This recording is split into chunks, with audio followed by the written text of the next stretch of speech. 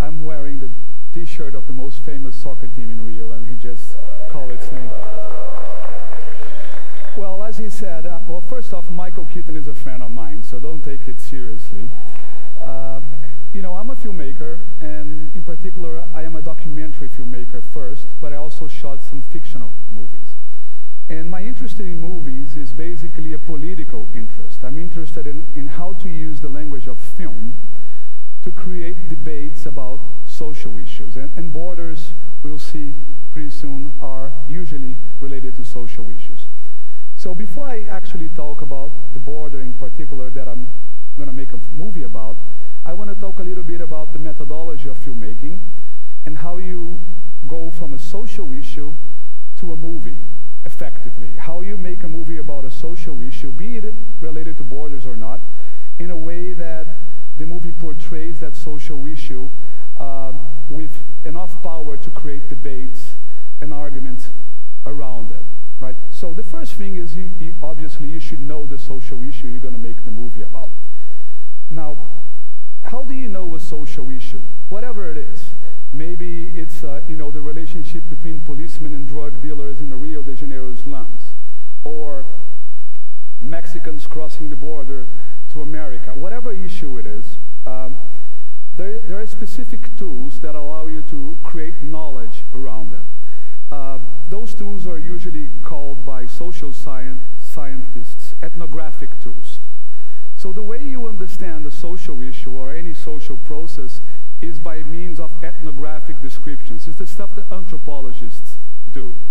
Now, the problem is that if you go and you research, like I like to do with my movies, a certain social issue, and you use the tools of ethnography, you end up with some sort of understanding that reflects the methodology or the logic of science.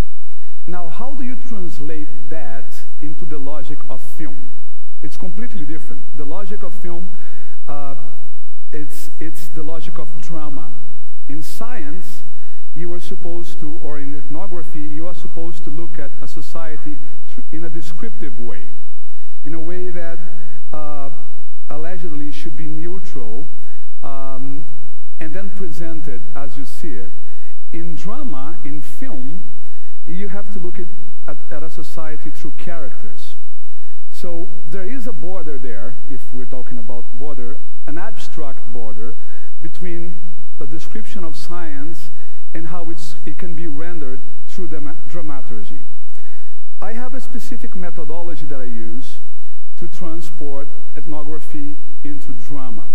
Now, before I talk about this methodology, I'm actually going to show a clip of one of my movies, and then I'm going to analyze it according to this method that I use.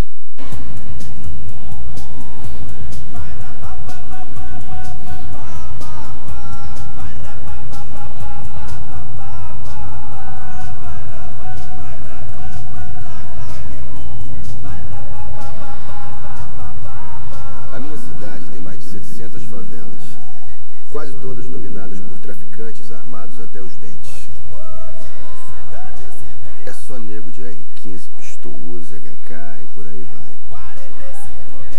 No resto do mundo, esse tipo de armamento é usado na guerra. Aqui, são as armas do crime.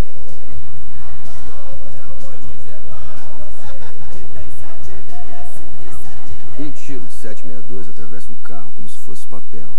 E é burrice pensar que numa cidade assim os policiais vão subir favela só pra fazer valer a lei. Policial tem família, amigo. Policial também tem medo de morrer. Então, por onde tá? Essa viela aqui, ó. Bora, bora, bora. Bora. Esse bagulho vai ficar doido, hein, chefinho? E aí, preparado então, bora ver. Temos uma comédia, bora ver. O que aconteceu no Rio de Janeiro era inevitável. O tráfico e a polícia desenvolveram formas pacíficas de convivência. Afinal, ninguém quer morrer à toa. E aí, se liga aí, Massinho. Se liga com os velhos que estão subindo aí. Tá tranquilo aí, Birro. Pode deixar subir que tá regadão, irmão. E aí, Massa, leva lá uma revolução. Viu? Tudo sinistro acontecendo aí, neguinho. Vem, deu, rapaziada. A verdade é que a paz nessa cidade depende de um equilíbrio delicado entre a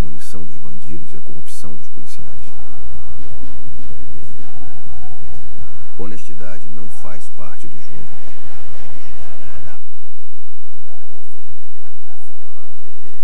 Quando o convencional honesto sobe favela, parceiro, geralmente dá merda.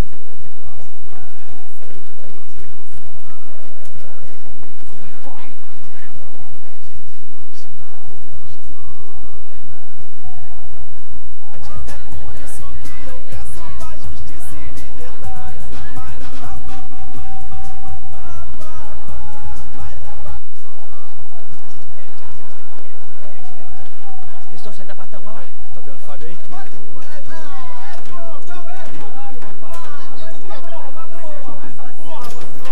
Não, capitão, o rosto tá uma uva. Vamos deixar desarmando? Bora, meu irmão, bora, porra, vai! Cadê o Fábio? Já viu o Fábio aí? Calma aí. Deixa comigo. Tá vendo aí, compadre? Tá vendo aí? Calma aí, compadre. Ué, Olivia. Mais uma noite aí, né, compadre? Essa porra logo, moleque. Cadê a parada? Calma aí, meu irmão. Calma aí. Que caralho? Tá vendo aí, cara? O que tá pegando aí, cara? Deixa comigo, compadre. Calma aí. Que caralho? Já viu o Fábio, cara? Calma aí, mané. Qual foi? Qual foi? No Rio de Janeiro, quem quer ser policial tem que escolher. Ou se corrompe, ou se omite, ou vai pra guerra. Well, this is a clip about, this is a kind of like a 3-minute clip of a movie that I've made about the Rio de Janeiro police. And I apologize, it wasn't subtitled, but I'll explain to you briefly what it is. The beginning of the video clip, there is a narration that explains the situation in Rio in an ethnographic way. It tells you that Rio de Janeiro has about 1,700 slums. It tells you that most of those slums are controlled by drug dealers heavily armed. It tells you how much a policeman makes in Rio. A policeman makes about $500 a month. It tells you that if a policeman is to enforce the law, he's going to have to fight drug dealers with very heavy guns. This is all ethnographic. This is all descriptive. But at the end of the clip, the narrator says, so if you are a policeman in Rio, you have to make a choice between those rules in that context. And the choice is either you corrupt yourself, you cut up deals with the drug dealers, which is what the majority of the policemen do in the city, unfortunately, or you go to war, or you omit yourself. You just don't leave your battalion, you don't go to work every day. Now, that transition from description to choices is the way you go from ethnographic descriptions to drama. Because choices they are always made by individuals. And the way I try to do this is through the theory of games. You know, the best way to explain, to translate ethnographic studies to movie for me is if you look at the different roles people play in society as if they were games, and then based on what you understand of those games, you understand the logic of each person in the position it occupies in society. So this movie talks about the logic of what it is like being a policeman in Rio, and it basically gives you an explanation of why the police in Rio is so violent and so corrupt, given the situation that each policeman has to live at. That kind of translation from ethnographic description to dramatic structure through game theory has all the flaws that game theory has. It also has all the qualities. Game theory has a lot of flaws. I'm not going to go into this. The quality is, for me, one of the main qualities of game theory is that it takes morals away from social issues. Once you understand a social issue from the perspective of, say, a criminal or a violent policeman, and you understand the logic that drives that policeman to do what he does, you understand that truly discussion of morals without discussion of changes on social structure mean very little in reality. Now, let me get to the border part of this conversation. So this is a picture I took in a border between Brazil and Paraguay. This bridge is called the Friendship Bridge. Friendship Bridge. I'm now making a movie about the tri-border region where this bridge is at. And the tri-border is a very important region in South America, and actually to the whole world. It's been recently linked to terrorist activities. It's been linked to Hezbollah and Hamas by the American government, who claims that there are people who live in the tri-border who wire funds to finance those groups and many others. Now, I can't really tell you what the story of my next movie is going to be, otherwise I'm going to spoil it. But I can tell you this. I took this picture from inside a boat. This is a bulletproof boat, while I was doing my ethnographic research that belongs to the Brazilian Federal Police.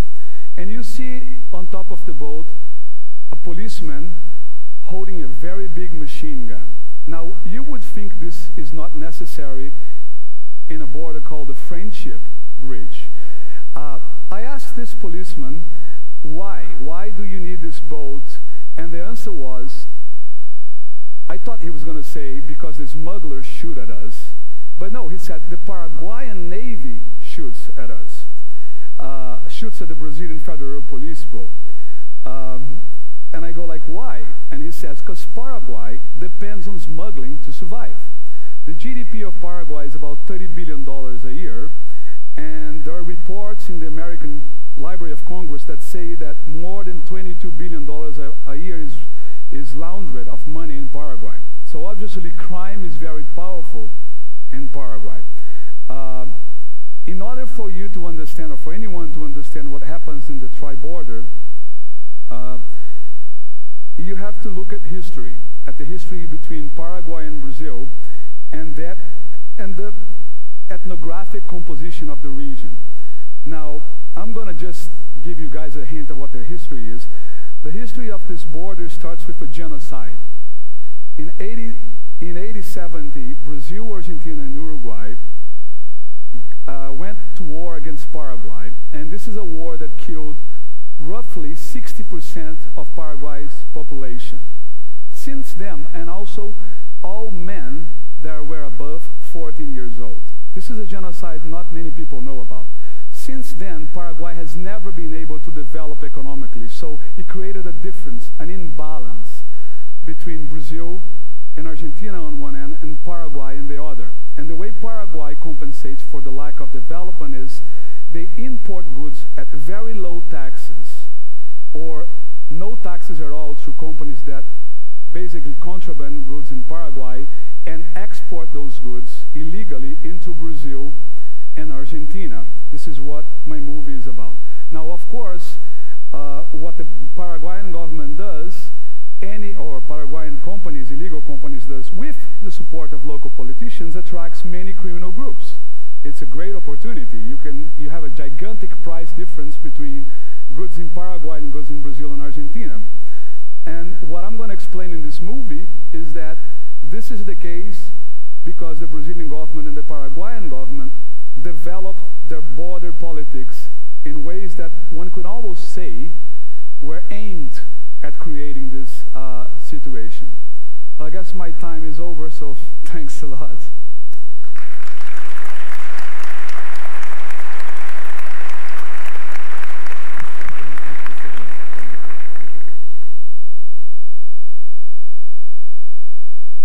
He's asking when am I releasing the movie. I don't really know. I'm shooting it next year. Okay. Okay. José, thank you. Thanks a lot.